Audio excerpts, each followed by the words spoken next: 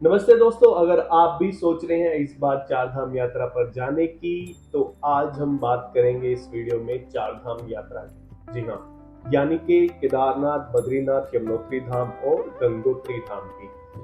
कि आप यहाँ कैसे जा सकते हैं, जाने का बेस्ट टाइम क्या रहेगा और यात्रा के साथ-साथ आप और कौन से ऐसी लोकेशन है जो आप एक्सप्लोर कर सकते हैं और यात्रा में आपको किन-किन चीज़ों की ज़रूरत पड़ सकती है या पड़ने वाली है अगर आप जा रहे हैं तो। इस वीडियो को ना मिस करें। अगर आपने मेरे चैनल को अभी तक सब्सक्राइब नहीं किया है तो प्लीज़ चैनल को अभी के अभी सब्सक्राइब कर लीजिए।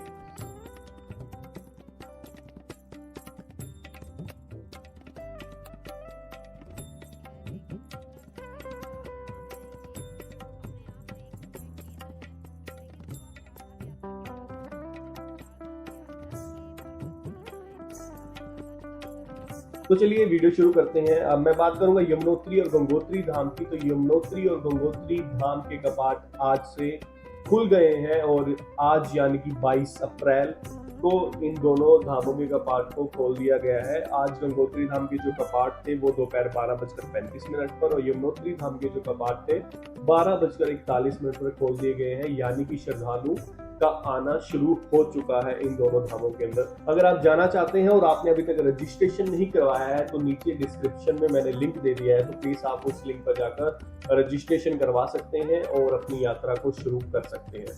तो 5 तरीके से हम लोग रजिस्टर करा सकते हैं। रजिस्ट्रेशन कराने के 5 तरीके हैं। तो सबसे पहला तरीका है वेबसाइट के जरिए। आप वेबसाइट पर जाकर अपने आप को रजिस्टर करा सकते हैं और दूसरा तरीका है व्हाट्सएप के जरिए। नीचे दिए गए व्हाट्सएप नंबर पर सेव करके आप सिर्फ यात्रा का मैसेज भेज दीजिए, तो उसके जरिए भी आप अपने आप को रजिस्टर करा सकते हैं। और तीसरा जरिया है टूरिस्ट केयर उत्तराखंड नाम की ऐप के जरिए।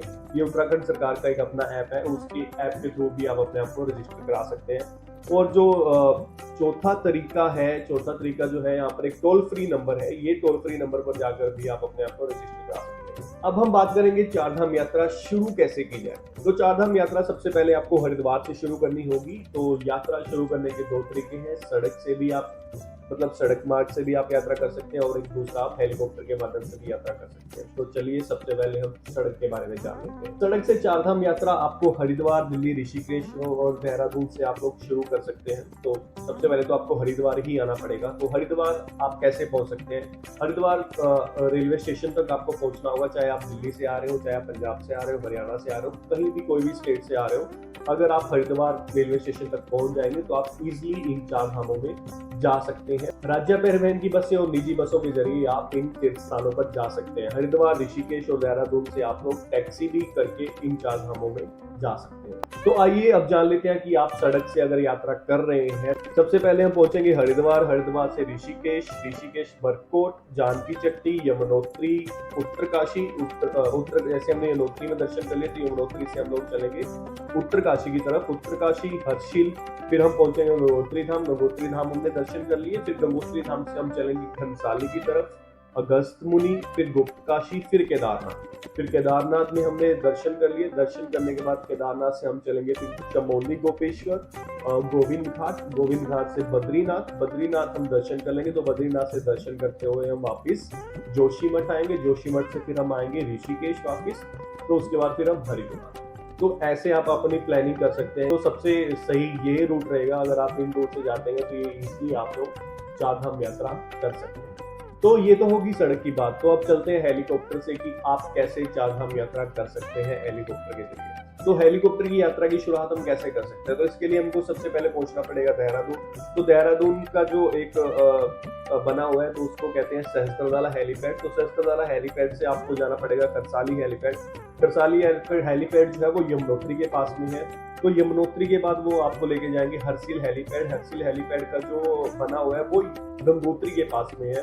तो उसके बाद फिर गुप्त काशी हेलीपैड जो केदारनाथ हेलीपैड उसको केदारनाथ हेलीपैड भी कह सकते हैं, केदारनाथ हेलीपैड के पास में बना हुआ है। सहस्त्रधारा हेलीपैड पे पहुंचकर आपको सारी जानकारी जो है वो वहाँ पे मिल जाएगी। तो इसके लिए मैं आपको बताना चाहता हूँ कि ये जो इनकी ऑनलाइन बुकिंग चलती है, हेलीकॉप्टर की ऑनलाइन बुकिंग चलेगी और ऑफलाइन भी चलती है, ऑनलाइन भी चलती है। तो मेरा मानना यही है कि अगर आप ऑनलाइन बुकिंग करा लेंगे तो सबसे बेटर रहेगा, क्योंकि अगर आप ऑफलाइन बुकिंग की तरफ जाएंगे तो काफ़ी बार ये ऑफलाइन बुकिंग मिलती नहीं है और मतलब मुश्किल में मिलती है, तो इसलिए ऑनलाइन बुकिंग करा कर ही जाए। तो अब बात करेंगे चार धाम जाने का सबसे बेस्ट टाइम क्या है, किस महीने में यहाँ पर जाया जाए। चार धाम यात्रा के लिए सबसे अच्छा टाइम है अप्रैल से जून और सितंबर से अक्टूबर तक। इन महीनों में आपको मौसम सुहाना मिलेगा, जो कि आपकी यात्रा को आरामदायक और अच्छा बनाएगा। मानसून के मौसम में यात्रा करने से बचें, क्योंकि मैं आपको एक सलाह देना चाहूंगा कि मानसून के समय यहाँ पर लैंडस्लाइड बहुत ज्यादा रहता है और बाढ़ आने का खतरा भी रहता है, तो मानसून में यात्रा मत करें।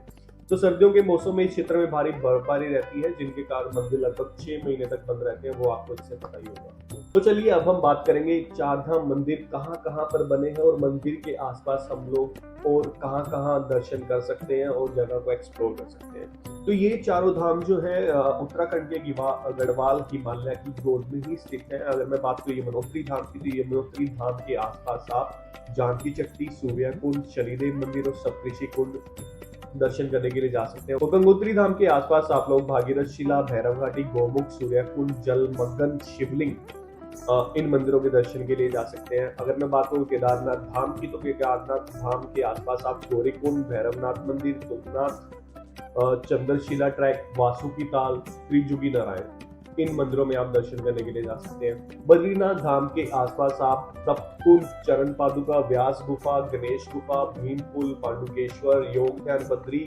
मंदिर, माना गांव और सतोपंथ लेक, यहाँ पर जाकर आप दर्शन करने के लिए जा सकते हैं। इसके साथ ही आपको चारधाम यात्रा में किन किन चीजों की जरूरत पड़ सकती है उसके बारे में भी जान लीजिए। ये इंपॉर्टेंट है, जरूर सुनिएगा। अगर आप जाने का सोच रहे हैं, विचार कर रहे हैं चारधाम यात्रा के लिए, तो ये बहुत ज्यादा इंपॉर्टेंट चीज है जो आपके पास होनी चाहिए। हमेशा खांसी, सर्दी और बुखार के लिए दवाएं जरूर लेकर जाएं। इसके अलावा बैंडेड्स, एंटीसेप्टिक मरहम भी ले जाएं और इसके अलावा सनबर्न से बचने के लिए सनस्क्रीन जरूर लेके जाएं। और अगर धूप में क्योंकि यात्रा करनी पड़ सकती है, तो धूप में यात्रा करने के लिए आपके पास एक टोपी और एक चश्मा जरूर होना चाहिए। ठंड काफी होगी, तो इसलिए ऊनी कपड़े जैसे कि बॉडी वार्मर, स्वेटर, जैकेट, टोपी, जुराबे और ग्लव्स जरूर लेकर जाएं। और इसके अलावा रेनकोट, बारिश से बचने के लिए छाता भी लेकर जाए, क्योंकि वहां पर मौसम का कुछ नहीं पता चलता, मौसम कभी भी खराब हो जाता है, कभी भी बारिश आ सकती है, तो इसलिए ये चीजें जरूरी है।